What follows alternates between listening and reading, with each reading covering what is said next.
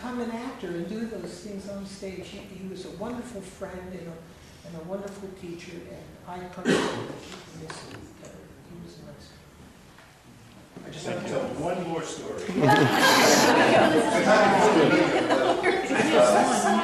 Oh, you tell us who you are.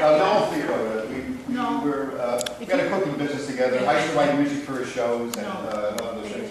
It's just the 42 years of war of just great memories. But Ronnie, you're not going to tell the story, but I want to tell it.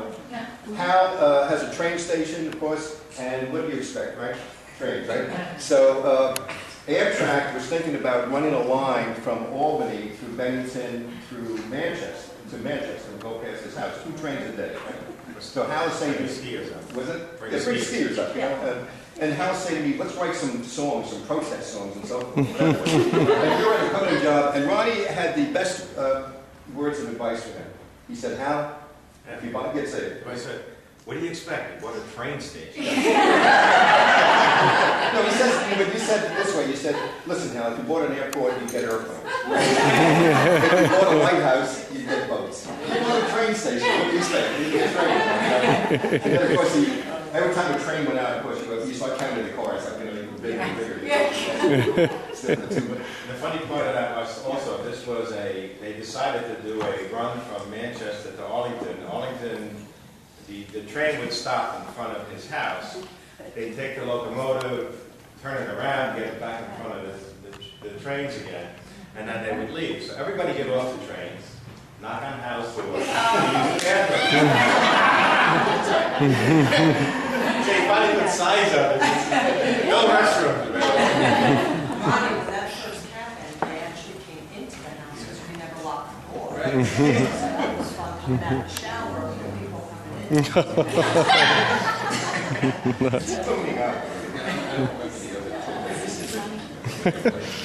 Come on up. Come on up. I arrived on campus in September of 1970, so I'm dating myself pretty well. It was about a couple of months into the semester, and somehow Hal Lemmerman found out that I had a Broadway background. All of a sudden, he's in my office. I never knew the guy before, you know, and all of a sudden he says, are you Nick Serrato? Yes, I am. And he says, listen, would you be interested in doing a musical on campus with me and all that stuff? And I said, well, that sounds interesting, but you know, that's a big project. I mean, we have no money, I said, Hal, you know, we don't have a staff. We just have you and I if we're going to do it. And I was too new, and I had to know what the heck I was stepping into with my regular life, let alone adding a musical. But he was not going to give up. And I finally convinced him not that year, please. So there he was, at the end of the first year, talking about the second year. And then somehow I convinced him to say, let's try and figure out how we're going to get the money up first. If we're not going to get any money up, how can we do this thing? And he said, well, you know, there are going to be a lot of people on staff who are interested in doing it and don't want to get paid, which was fine. You must remember back then, we did things for free. And I said, and I was more than willing to do it, but I said, okay. I gave in, I acquiesced, and said, all right, the third year we're going to do it. And we discussed it, and we thought, you know what, the best way to go is to put together a production of Man of La Mancha. That was in 1973, no, 75, 73. And anyway, it was just Hal and I, and whatever monies we could kind of scrape up together, and we decided we're going to do this thing. I got the band together, I was going to music direct, he was going to do the sets, and we got a few other people on staff, a director, and whatever the case may be, choreographer, and we did it. We did it with all students, and it was marvelous. I couldn't believe how this thing was coming together. But Hal took pride in that set. You see, it wasn't much of a set. It was like just some props. But a big staircase going down into the dungeon, man. He loved that staircase. And then he starts talking about what he's going to do with the staircase. He says, you know what, I'm not going to have cables just let the staircase come down. I'm going to have chains. I'm thinking this is going to be heavy. I mean, what kind of operation are we going to have here? But I figured, let him deal with that. So he did. We had a spectacular show. We sold out the houses. And by the end of the week, the last show, here comes the staircase coming down. And it's like this. And I went, oh my goodness, so they get down to the floor. It was one end touching, the other wasn't. Some of the kids had to come down the steps. And I'm thinking, oh my goodness, what's going to happen here? Is this thing going to give way with these chains and all? So all of a sudden, the thing is going up, and I see it do this. It leveled out. And I thought, whoa, somebody's looking down on us, And then it's coming down even. I'm thinking, this can't be.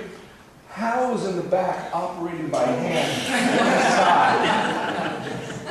And he's pulling that chain like you wouldn't believe, And then after, of course, the production was over, he goes, I'll never do anything with chains again. He was like that. All of a sudden, he'd think about those things later. But in the beginning, it was like everything could work. Everything. All right, now he says, what are we going to do next year? I said, I'm not doing anything. I'm too exhausted. I'm wiped out. He said, well, and I said, we can't get any money. It takes a year to get the money up. So, okay, he said, all right. And then we waited a year, and we did West Side Story. An incredible production. I just was getting interested in this thing because there was no curriculum supporting it, no program to speak of, no monies coming in for these things. We went and got our own money again for West Side Story. So now Hal, of course, going to do the set. Now, it was on West Side Story that I learned something new about Hal. And it's called Hal Time.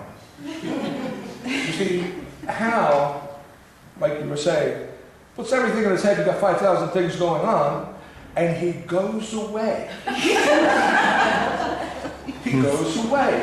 And I'm looking for him. I have to make calls trying to get him. Oh, don't worry, I'll be there. Hal, we need a set going. What's going on?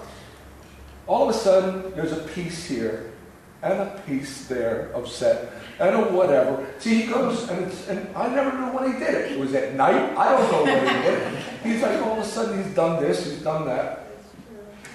By the time that production hit, it was the most incredible set I had seen ever. But you got to remember, Hal does things realistically. There is no imagination to what he does. I mean, he's a very creative guy. But those doggone apartment buildings look like apartment buildings. But I said, Hal, how are we going to get them on and off the stage? They're so heavy to push on and off that stage, right?